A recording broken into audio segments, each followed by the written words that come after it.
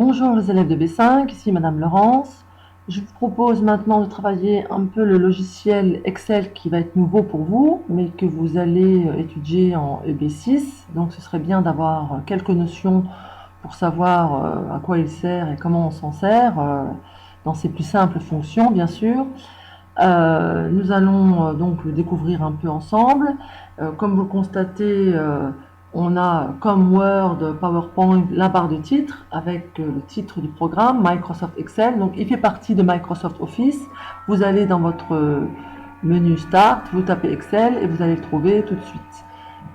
Comme dans les autres logiciels que nous avons travaillé, on a le X pour fermer le logiciel, on peut minimiser dans la barre des tâches et le restaurer normalement. Ici on a aussi le Office button qui nous permet d'aller enregistrer par exemple son travail quand on aura fini, comme dans Word ou dans PowerPoint, pareil. Donc maintenant je reviens ici, ici on a une barre de menu, comme dans Word et dans PowerPoint, même si c'est pas la même.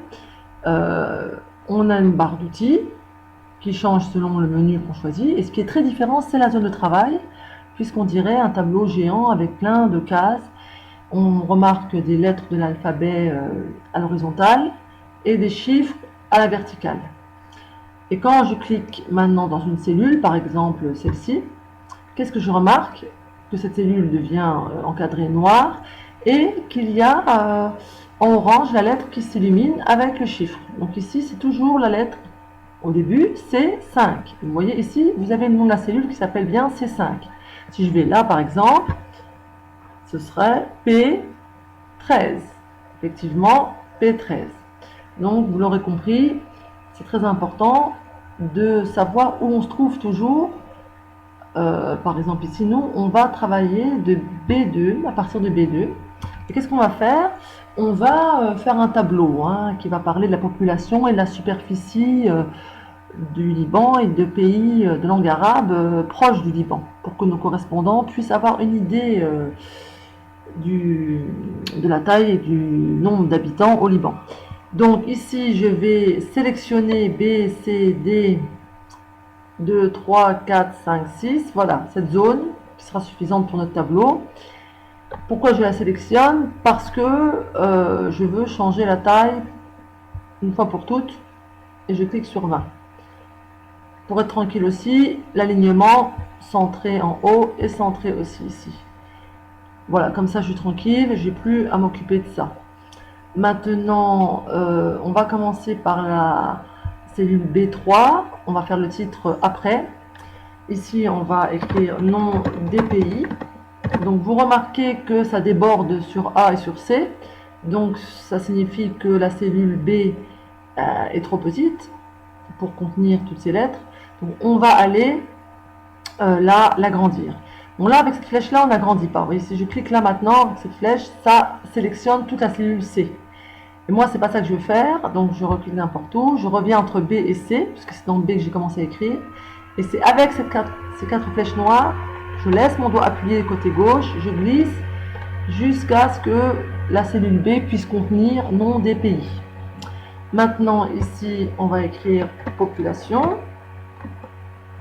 Seulement la première lettre en majuscule. Là, pareil, ça déborde. Ça veut dire que la cellule C n'est pas assez grande. Là, je clique n'importe où, dans une cellule blanche. Je reviens entre C et D, puisque c'est la cellule C où j'ai commencé à écrire. Je laisse mon doigt appuyé. Voilà. Et dans la cellule D, superficie, c'est-à-dire la taille du pays. Et on va ajouter kilomètres carrés. Ah, écrit, vous voyez là j'ai fait une erreur, donc je vais corriger ici, pas directement dans la case, ici dans la barre des formules. Donc ici je vais retirer le 9 et bien mettre la parenthèse. Pour mettre le carré, comme dans Word, je sélectionne le 2 et je vais dans Font, la flèche ici, et je choisis Superscript, c'est écrire en exposant. On l'avait vu ça dans Word, c'est le même principe. Voilà, et maintenant encore une fois ça déborde, donc je clique n'importe où, je me mets entre D et E, je laisse mon doigt appuyé et je lâche. Voilà, donc là, chaque mot est dans sa case, c'est très clair, il n'y a pas de problème. Pour le titre, Le problème, c'est la séparation entre B, C et D. Nous, on voudrait une seule case pour pouvoir écrire du début B jusque D, sur toute la longueur. Pour faire ça, je vais sélectionner les cases B, C et D. Je laisse mon doigt appuyé côté gauche, je glisse. Et je vais choisir ici, fusionner, merge and center. En fait, je vais choisir merge across. Vous voyez, maintenant, nous n'avons plus les séparations. On peut écrire sur toute la longueur. Donc, je vais pouvoir écrire le titre, statistiques, c'est-à-dire des chiffres,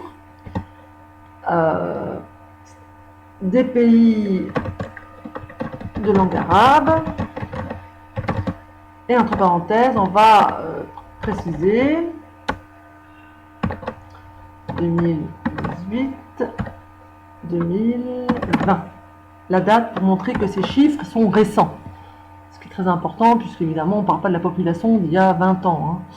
Donc, ici, je veux aller à la ligne. Donc, pour aller à la ligne, je me mets dans la barre des formules, à la fin de ma phrase, et je vais faire, pas Enter seulement, je laisse mon doigt sur Alt, et j'appuie sur Enter.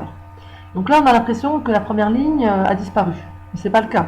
On va continuer à écrire source de points, c'est-à-dire d'où j'ai eu ces chiffres, d'un site qui s'appelle populationdata.net. Enter. Donc maintenant, le problème, c'est que ici, dans mon titre, je vois seulement la première ligne. Oui, parce que la largeur de la cellule 2 n'est pas assez grande pour pouvoir voir. Donc je vais, pareil, de la même manière que j'ai fait avant, agrandir la cellule 2 en glissant et j'arrête. Voilà. Là, le problème, c'est que c'est dommage que 2020 soit là. Donc, on va encore agrandir un peu la cellule B pour que 2020, tout soit sur une ligne. Voilà. Vous arrêtez quand vous avez 2 lignes et pas 3. Donc, vous agrandissez B, un peu, vous agrandissez la cellule 2 et là, tout rentre dedans. Ici, on remplit. Donc, Liban, avec majuscule, bien sûr. Enter. Jordanie, Enter, Syrie, Enter. La population du Liban, je vous donnerai les captures d'écran pour que vous preniez les chiffres exacts. Donc c'est 6 629 166. Pas d'espace entre les chiffres, Enter. Jordanie, 10 305 560, Enter, pas d'espace entre les chiffres surtout. La Syrie, 25 297 296, Enter. Puis la superficie du Liban, 10 389, Enter. Jordanie, 88 594, Enter. Et la Syrie, 185 180. Voilà, tout est entré. Maintenant, ce qu'il nous reste à faire, ça sera de mettre en forme le tableau, on le fera plus tard. Ce qui est important ici, c'est de séparer un peu les, que ce soit plus clair, les millions, des milliers, etc. Donc on va faire on va sélectionner les 3 là et faire comma style. Ici, vous voyez. Et là, on obtient ça. Pourquoi? Parce que ce symbole, ça veut dire que la case n'est pas assez grande. Donc je vais l'agrandir. Voilà. Vous l'agrandissez jusqu'à revoir les chiffres. Et là, vous voyez, c'est séparé par des virgules. C'est beaucoup plus simple à lire. Donc, je vous laisse faire cette étape d'abord.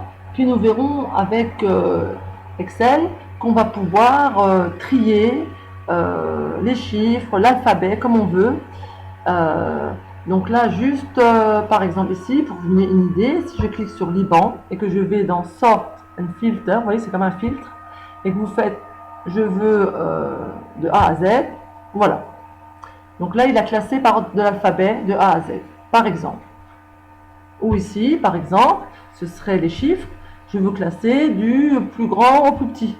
Voilà. Vous voyez? Donc essayez de faire ce tableau et ajoutez les 3 autres pays que je n'ai pas mis moi, mais que je vais mettre dans Kabalaman. Bon courage!